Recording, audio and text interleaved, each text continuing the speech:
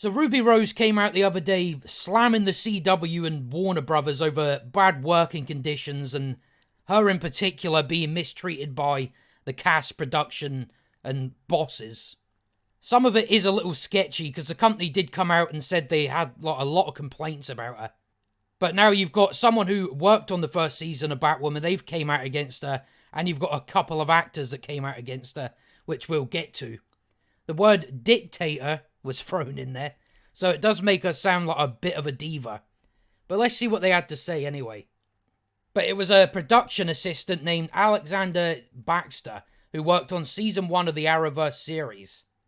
Then this is when he gets into Ruby Rose. He says, from day one, where her supposed injury stopped her from doing 60% of her job, she began her first day on the show not acknowledging a single crew member besides anyone above the line.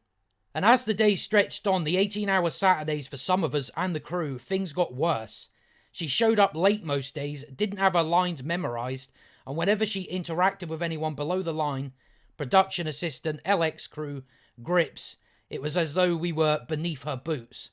She stormed off set, she yelled at people, and whenever she interacted with any of us production assistants, we were disregarded as the trash we picked up. One day at the studio, we spent the entire morning setting up a requested green room, 6 heaters because she was used to Australian hot weather, and her table of snacks, only to have her show up, giggle, walk away, and say she is good. We chalked up to another Ruby has just given orders for the sake of giving orders moment, and moved on. Then I was holding a door open for her after having worked over 15 hours at that point in the freezing cold weather, and she came bellowing through the door that I just opened, and she spilt her food. She looked at it, then up at me and said, well, and then stormed off and left me to clean up a mess. That is what it felt like working beneath Ruby, cleaning up a mess. She never thanked us, she only made demands that left us all exhausted emotionally and physically. She was a dictator to work for, and having been nothing but a production assistant eager to getting into the industry, she made me consider quitting. If this was the industry I was going to get into, I'm sure as hell wasn't going to work for entitled tyrants. Living downtown, I met one of her close friends on a dating app, and he shared with me stories of them partying and getting high on all assortments of drugs. And funnily enough, the days where she showed up 8 hours late to set were the days he spoke about. She didn't care how long we waited for her and made sure everything was perfect and ready. She just cared about her personal party lifestyle. We worked countless long days, always going into overtime because she was either late or not off book, or some other reason relating to her not wanting to be there. From the moment we started the show, she made every new person that came on uneasy and unsupported.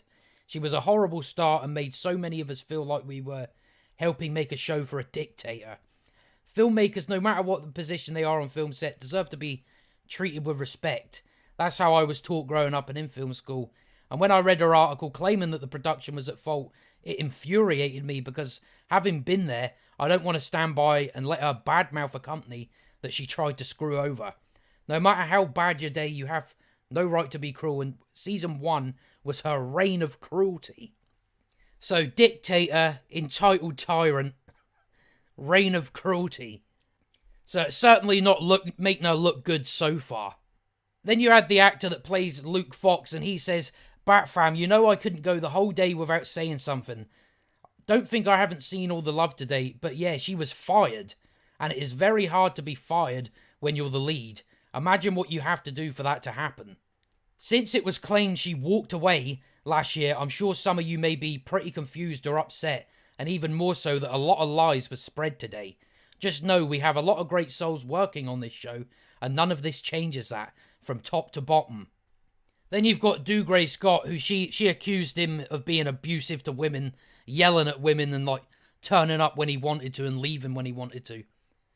So he's fired back at her saying, as Warner Brothers Television has stated, they decided not to exercise the option to engage Ruby for season 2 of Batwoman, based on multiple complaints about her workplace behavior.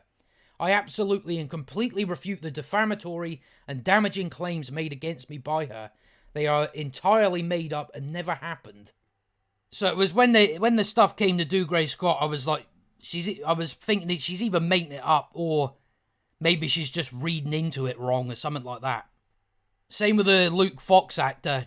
There was something in there. I'm like, are you sure he wasn't just joking? So at the moment, with this information coming out, it makes her look like a bit of the villain. She looks like the villain in this.